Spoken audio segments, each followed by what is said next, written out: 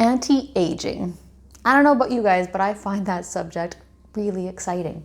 Hi there, I'm Julie Turner, Julieturner.ca, and I'm here to talk to you guys about a whole bunch of different things today.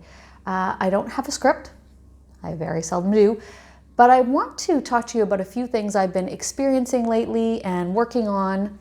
Now, I have a course that's coming out. It's an 8-week course, and predominantly it is geared towards 40 plus and geared towards communication and connection and community.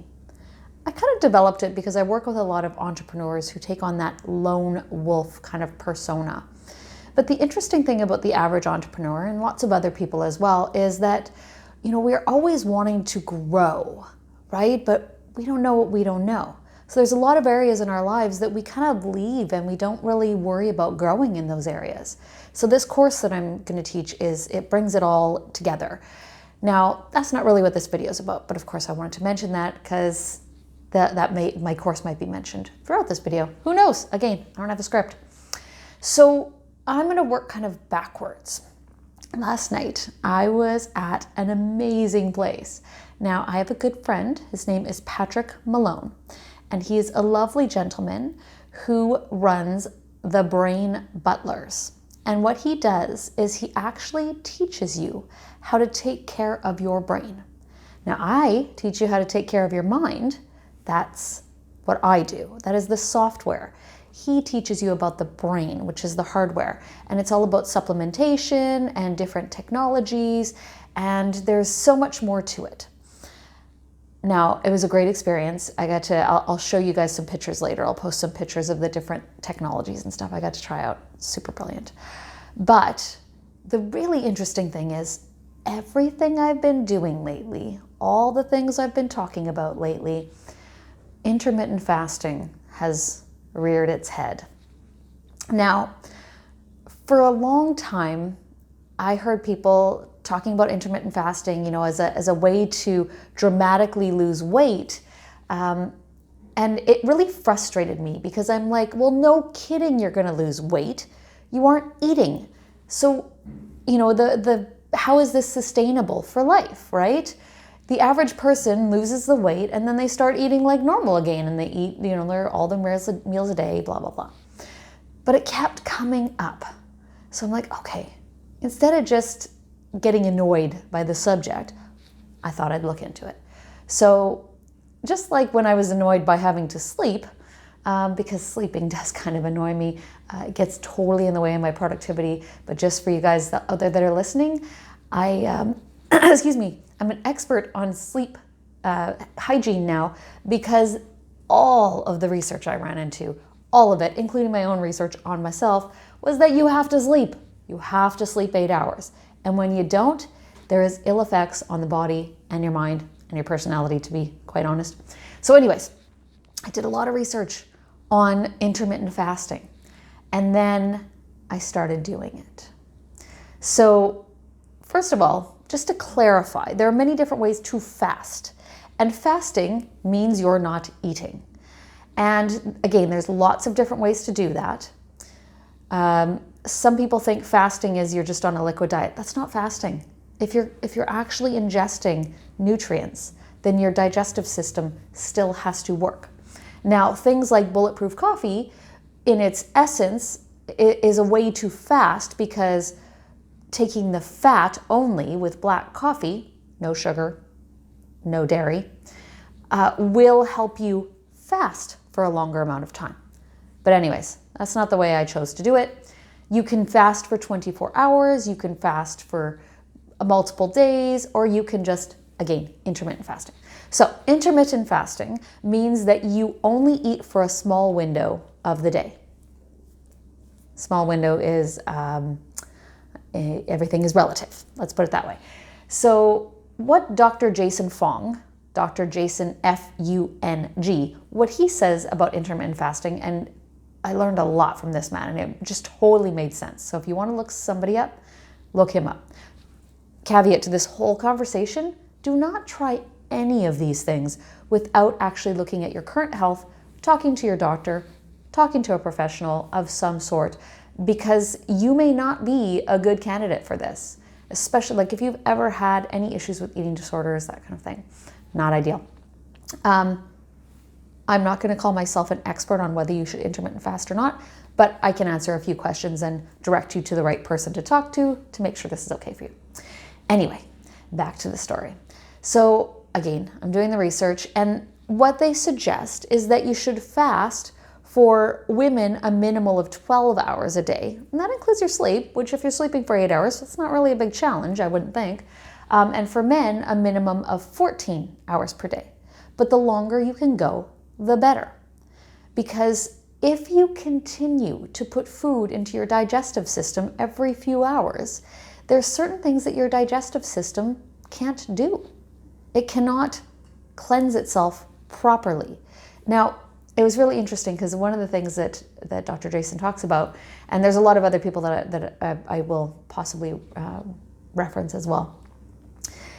But one of the things he talks about, and I actually mentioned this in a live on No BS Talk a couple days ago, is that up until the 70s, our parents told us when to eat, and it was breakfast, lunch, and dinner. Maybe you got a snack right before bed. But you didn't eat 5 meals a day, and you didn't eat, constantly, and you didn't eat huge meals. And then our government came in, hilariously, and told us that we need to eat, I think it was something asinine, like 10 to 15 servings of breads and cereals every day. Like, you would just never stop eating. Excuse me. You would just never stop eating if you had to eat not only that many breads and cereals, but the amount of proteins and the amount of, like, everything that they wanted us to eat was like, oh my God, how can we possibly eat this much? So this is I'm kind of all over the place. Surprise. But one of the issues I had with intermittent fasting is because I was trained as a nutritionist. And part of the thing at that time, this is back in like 2007, is that you were supposed to eat multiple days, like multiple meals per day, like 5 meals per day. But at the time, I was a power lifter. And after that, I ran marathons. Like, I was an athlete. I wasn't an office worker that went for a walk at night. Like, of course, it's different.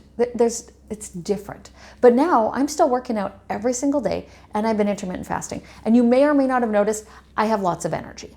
I haven't eaten since, I don't even know what time I stopped eating last night, because I keep actually quite a small window, because I'm kind of a go big or go home type of person. You still have to eat the right amount of calories to run your body, especially if you want to keep energy and, less calories if you're trying to lose weight. Obviously, I'm not trying to lose weight. So I'm just trying to have more energy and give my body the time that it needs to repair. So anyways, I've been intermittent fasting now for 2 weeks, and I've been doing it the whole 2 weeks. I've just been eating a smaller window every day. I generally start eating around 4 or 5 in the afternoon/evening, and then I'm done by 8. So I eat a meal at the beginning, and then I have something at the end of that, and then I'm done for the day. But they're, calorie dense. I'm not eating lettuce. I'm eating, avocados and salmon and things that are calorie dense and nutritionally dense. But, they say that you can eat pretty much anything you want if you're intermittent fasting. You'll still be healthier than eating whatever you want on a regular basis, simply because you give your body the chance to repair itself, and it desperately needs that. So anyways, I don't suggest that. That was my point. Almost lost my point there. I don't eat junk food in that 4 hours, right? I eat healthy food, nutrient dense, calorie dense food. And I feel freaking amazing. I feel more energy than I've had in a long time. I would show you my stomach, but that may or may not ever happen unless you know me really well. But it's flat. It's completely flat. And what's really interesting is I feel my skin is tighter. I'm 47 years old. And no matter what, as you age, your skin is going to get looser. But that's the whole anti-aging thing. Fasting, taking care of your brain health, taking care of your movement, making sure that you move on a daily basis, making sure that, honestly, maybe even first and foremost, making sure your relationships are healthy. That's kind of my area of expertise. Yes, I help you with your mind, but part of your mind is getting you to lose the belief systems that you have around how you should or shouldn't act within yourself and what you can and cannot expect out of your life. So many people come to me and they're like, well, this is just who I am. And this is just how I am. And that's total BS, guys. Total BS. It's who you've chosen to be because of the tools that you've had up until now. Now, again, this was all about anti-aging in general, biohacking. If you don't know what biohacking is, look it up. And don't look at the crazy side of things. Look at look at Ben Greenfield. He does some crazy things to himself, but what he offers is pretty sensible most of the time. There's a lot of other people as well in the biohacking communities. I'm absolutely involved in the biohacking communities. If you have any questions on longevity, your health, just small things you can do on a regular basis. If you're not into intermittent fasting every single day, do it once a week. Only eat your dinner once a week. Don't eat breakfast, don't eat lunch. And I know you're like, oh my goodness, no, I'll be so tired and I'll be grumpy and I'll be all this. That actually only happens for a small amount of time, and then you get over it. Make sure that you take lots of fluids. Make sure you're drinking lots of, whatever you like, sugar-free fluids, teas, black coffee, that kind of thing. Make sure that you're always very hydrated. And again, no matter what, do not do any of this if you have health issues. See a doctor first. A good doctor, well, I shouldn't say it that way. A doctor that's up on technologies and up on current science will actually support you to do this. All right, I think that's all I need to babble for today. And please, Julieturner.ca, reach out if you have any questions.